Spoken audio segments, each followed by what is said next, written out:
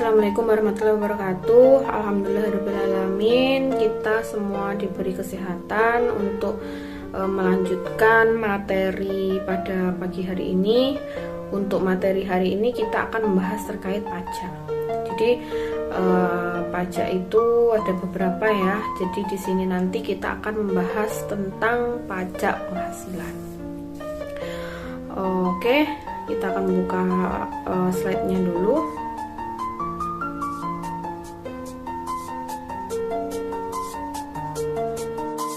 Untuk selanjutnya kita akan membahas pajak, terutama pajak penghasilan. Jadi pajak penghasilan ini biasanya disingkat dengan PPH ya. Disingkat dengan PPH. Pajak penghasilan yaitu pajak yang dikenakan terhadap subjek pajak atas penghasilan yang diterima atau diperolehnya dalam suatu tahun pajak. Maka dari itu, pajak penghasilan itu melekat pada subjeknya dan dikenal dengan istilah pajak subjektif. Sementara cakupan pengertian penghasilan menurut Dedi Ferry Ferdian pada artikelnya tahun 2012 adalah setiap tambahan kemampuan ekonomis yang berasal dari Indonesia maupun dari luar Indonesia yang dapat digunakan untuk konsumsi atau menambah kekayaan dengan bentuk apapun. Jadi pajak penghasilan, namanya penghasilan ya. Jadi semua penghasilan itu nanti akan dikenakan pajak. Baik PPH 21, PPH 22, PPH 23 dan lain sebagainya. Nah, untuk pertemuan kali ini kita akan membahas terkait tentang pajak penghasilan pasal 21 yang biasa yang sering kita jumpai. Jenengan pasti tidak asing untuk PPH 21.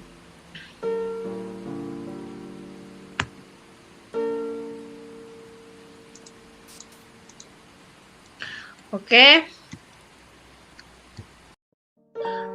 Pajak penghasilan pasal 21. Pemotongan pajak atas penghasilan sehubungan dengan pekerjaan, jasa, atau kegiatan dengan nama dan dalam bentuk apapun yang diterima atau diperoleh wajib pajak orang pribadi dalam negeri yang dilakukan oleh pemberi kerja yang membayar gaji, bendahara pemerintah yang membayar gaji, dana pensiun atau badan lain yang membayarkan uang pensiun, badan yang membayar honorarium atau pembayaran lainnya, penyelenggara kegiatan yang melakukan pembayaran sehubungan dengan pelaksanaan suatu kegiatan. Pajak yang dikenakan terhadap wajib pajak orang pribadi dalam negeri atas penghasilan yang terkait dengan pekerjaan, jasa, atau kegiatan.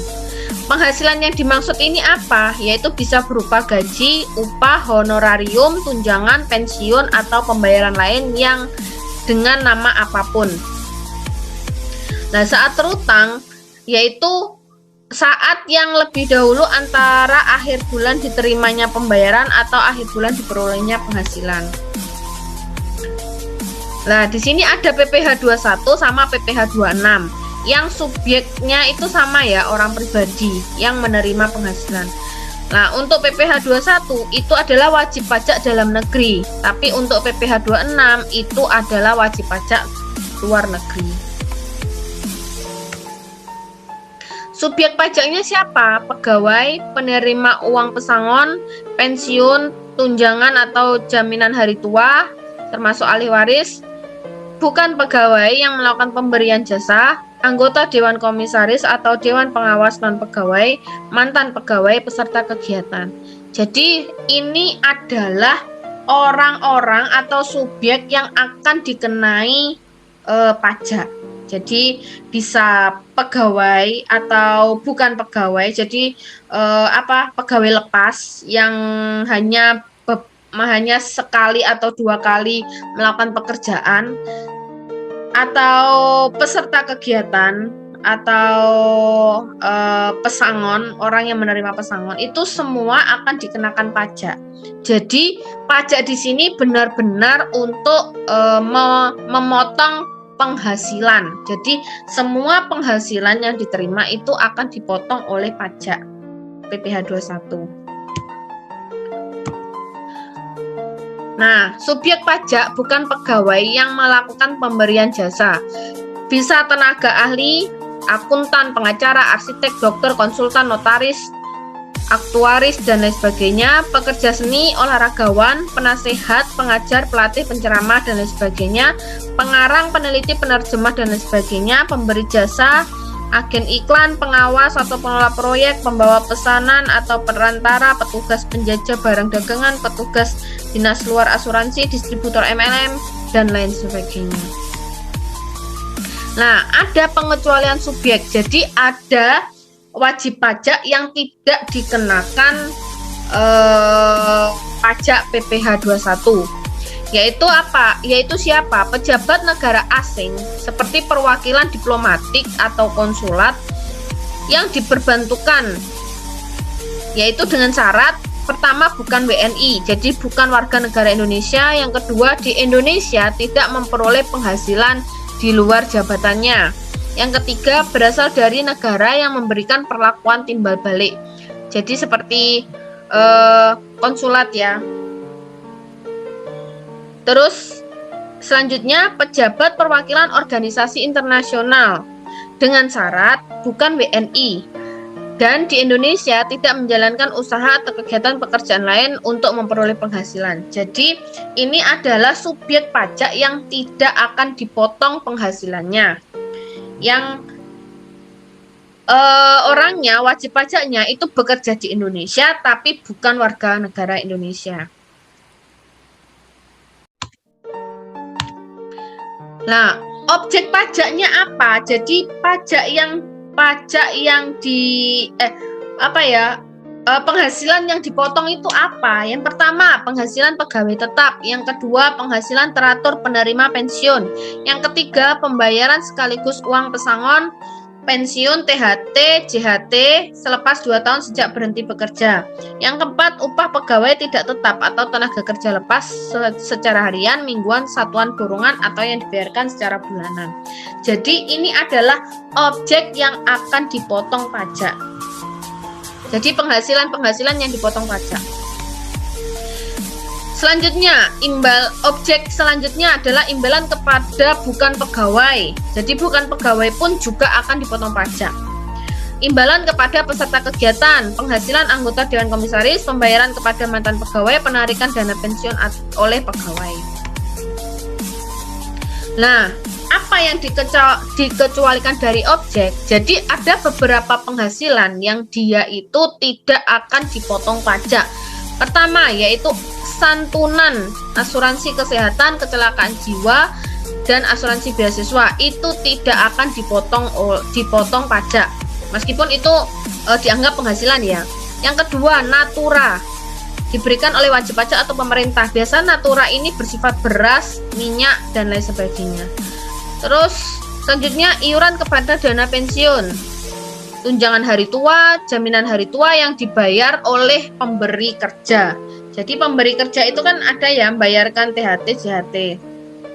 Nah, itu nanti tidak dipotong pajak. Zakat atau sumbangan keagamaan wajib yang diterima objek pajak.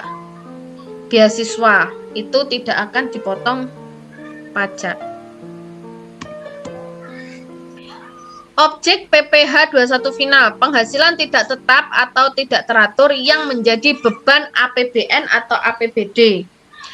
Terus dana pensiun yang dialihkan dengan membeli anuitas seumur hidup. Uang tebusan pensiun menurut peraturan pemerintah nomor 68 tahun 2009. Uang pesangon. Siapa pemotongnya? Pemotongnya yaitu pemotong, penyetor, dan pelapor. Itu diantaranya pemberi kerja berbentuk orang pribadi, badan atau badan usaha tetap, bendaharawan pemerintah, dana pensiun penyelenggara jaminan sosial tenaga kerja, THT atau JHT, orang pribadi atau badan yang melakukan pembayaran kepada wajib pajak dalam negeri yang melakukan pekerjaan bebas atau yang ada di luar negeri. Yang selanjutnya adalah penyelenggara kegiatan. Jadi itu tadi adalah yang memotong, menyetor, dan melaporkan PPh 21. Jadi pemberi kerja itu yang memotong, nanti yang menyetor juga, yang melapor juga. Pengecualian pemotong, jadi ini adalah pengecualian untuk orang yang memotong. Yang pertama, kantor perwakilan negara asing. Yang kedua, organisasi internasional yang ditetapkan oleh ManQ. Yang ketiga, pemberi kerja orang pribadi yang tidak melakukan kegiatan usaha atau pekerjaan bebas. Jadi, pemberi kerja orang pribadi yang tidak melakukan kegiatan usaha atau pekerjaan bebas. Contoh gini, saya minta orang untuk mencat rumah saya. Nah, itu berarti tidak dipotong pajak. Karena saya tidak melakukan usaha. Jadi orang tersebut memberikan jasa kepada saya tidak untuk usaha saya, tapi untuk keperluan pribadi. Nah, ini adalah lapisan tarif ya. Lapisan tarif untuk dasar pengenaan pajak. Untuk penghasilan 0 sampai 50 juta, tarifnya adalah 5%. Tarifnya 5% dari penghasilan kena pajak. Terus setelah itu di atas 50 juta sampai 250 juta, tarifnya adalah 15%. Setelah itu di atas 250 juta sampai 500 juta itu tarifnya adalah 25%. Di atas 500 juta, tarif pajaknya 30%. Jadi semakin banyak penghasilan, maka nanti pengenaan pajaknya akan semakin besar. Nah, sedangkan ini adalah tabel penerima penghasilan bagi PNS. Jadi beda ya. Itu tadi berdasarkan penghasilannya berapa. Kalau ini berdasarkan ketentuan-ketentuan tertentu seperti yang pertama, PNS golongan 1 dan 2, anggota TNI dan anggota Polri golongan pangkat Tamtama dan Bintara dan pensiunannya itu 0%. Jadi tidak dipotong pajak. Selanjutnya, PNS golongan 3, anggota TNI dan anggota Polri golongan pangkat perwira pertama dan pensiunannya itu tarifnya adalah 5%.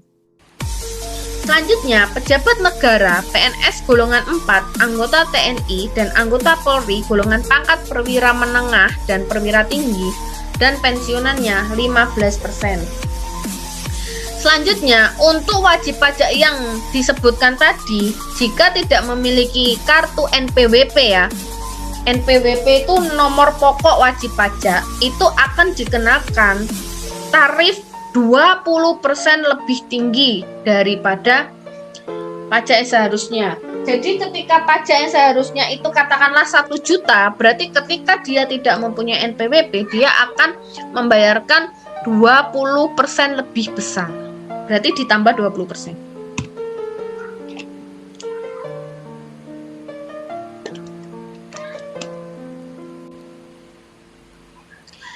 Ini membahas tentang kepemilikan NPWP. Bagi wajib pajak yang tidak memiliki NPWP, maka untuk setiap lapisan tarif itu dikenakan persentase 20% lebih tinggi. Jadi baik yang 5%, 15%, 20%, 25%, 30% itu nanti akan mendapat tambahan 20% lagi jika tidak memiliki NPWP. Pengenaan tarif lebih tinggi tidak berlaku untuk objek PPh 21 yang bersifat final. Nah, bersifat final itu seperti tadi. Yang PNS tadi adalah yang bersifat final ya. Bersifat final itu apa? Berarti tidak bisa dikreditkan di SPT tahunan. Jadi dipotong ketika saat itu juga, hanya saat itu juga. Itu bersifat final. Jika NPWP diperoleh di pertengahan tahun berjalan, maka perubahan penghitungan berlaku untuk periode setelahnya dan tidak berlaku surut.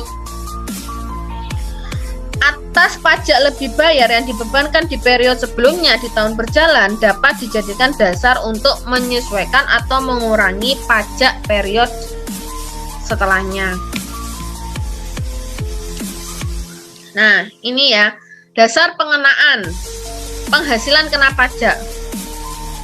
Caranya gimana? Yaitu penghasilan kena pajak itu diperoleh dari penghasilan itu dikurangi PTKP. Paham ya? Untuk selanjutnya, DPP, dasar pengenaan pajak, itu jika untuk pegawai tidak tetap yang dibayarkan bulanan atau pegawai tidak tetap dengan penghasilan kumulatif sebulan lebih dari 4.500.000, maka penghasilan kena pajaknya itu adalah penghasilan bruto dikurangi PTKP. Paham ya? Kalau yang penghasilan kena pajak tadi, yang awal tadi adalah untuk pegawai tetap dan penerima pensiun berkala, itu berarti penghasilan kena pajaknya adalah penghasilan itu dikurangi PTKP. Terus selanjutnya, jika bukan pegawai yang menerima penghasilan berkesinambungan, baik tenaga ahli maupun bukan, penghasilan kena pajaknya itu didapat dari 50% dari penghasilan bruto dikurangi PTKP per bulan. Jadi separuh ya, separuh dari penghasilan bruto dikurangi PTKP per bulan. Penghasilan yang melebihi 450.000 sehari berlaku bagi pegawai tidak tetap yang menerima upah harian, mingguan, satuan atau burongan. Dan berlaku sepanjang penghasilan kumulatif sebulan tidak melebihi 4.500. Jadi DPP ini nanti akan menjadi 450 ketika pegawainya itu tidak tetap dan menerima upah harian, mingguan, satuan atau burongan. Lah, untuk bukan pegawai yang menerima penghasilan tidak berkesinambungan nanti 50% dari penghasilan bruto. Lah, untuk seluruh jumlah penghasilan yang diterima atau diperoleh dalam suatu periode atau saat dibayarkan, itu nanti berarti DPP-nya langsung penghasilan bruto. Nah, PTKP itu apa sih sebenarnya? PTKP itu adalah penghasilan tidak kena pajak. Jadi kita itu ketika ada penghasilan kita katakanlah 50 juta dalam setahun, itu nanti akan dipotong dengan PTKP. Nah, PTKP itu penghasilan yang dikecualikan lah, tidak akan kena pajak. PTKP-nya untuk saya sendiri, untuk wajib pajak sendiri itu adalah 54 juta per tahun. Jika dia kawin berarti ditambah 4.500.000. Ya. Terus untuk tanggungan pertama, katakanlah anak 1 berarti ditambah lagi 4.500.000. Anak 2 ditambah lagi 4.500.000. Anak 3 4.500.000. Paham ya? Tapi di sini perhitungannya wajib pajak sendiri itu untuk laki-laki ya. Laki-laki katakanlah gini. Untuk laki-laki status kawin anak 3, berarti PTKP-nya berapa? 54 juta ditambah 4.500.000 untuk istrinya, ditambah 4.500.000 untuk anak pertama, tambah 4.500.000 anak kedua, tambah 4.500.000 anak ketiga. Paham ya? Tapi kalau ternyata istrinya itu dipotong sendiri, maka istrinya ini dipotong sendiri nih pajaknya. Berarti PTKP-nya ya cuma 4.500.000 karena untuk anak 3-nya tadi ikut ke suami. Paham ya?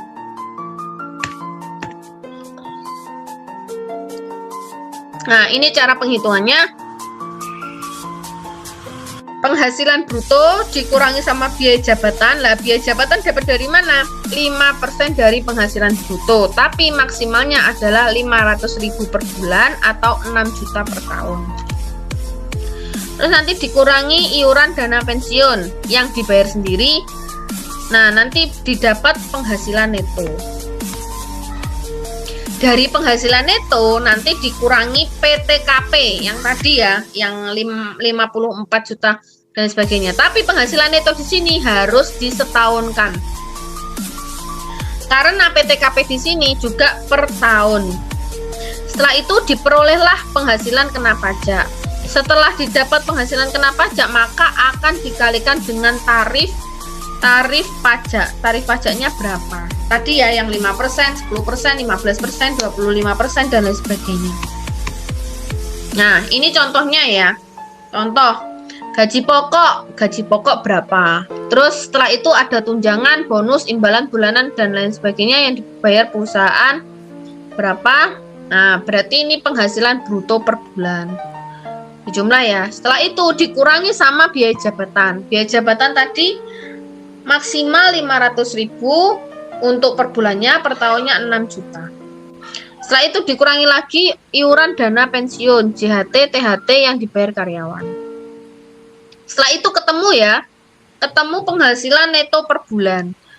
Penghasilan neto per bulan nanti harus disetahunkan. Jadi penghasilan neto setahun, setelah itu dikurangi sama PTKP.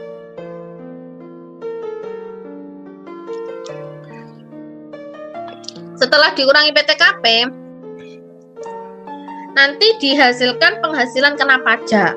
Nah, penghasilan kena pajaknya berapa? Langsung dikalikan sama tarifnya. Tarifnya tadi ya 5% dan lain sebagainya. Nah, pajak terutang itu kan berarti masih per tahun ya. Nanti kan hasilnya pajak. Hasilnya kan ketika jenengan sudah penghasilan kena pajak jenengan kalikan sama tarif, itu nanti kan sudah terbentuk pajak.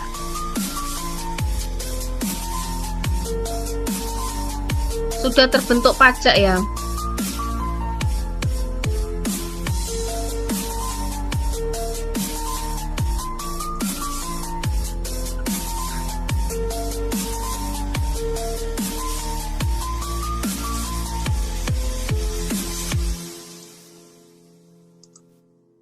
Nah, ini ya sudah terbentuk pajak ya.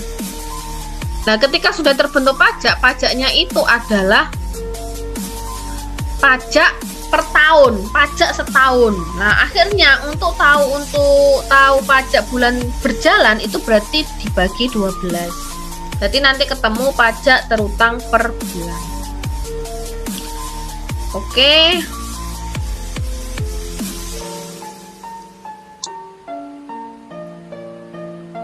Nah, untuk selanjutnya silakan dikerjakan soal berikut.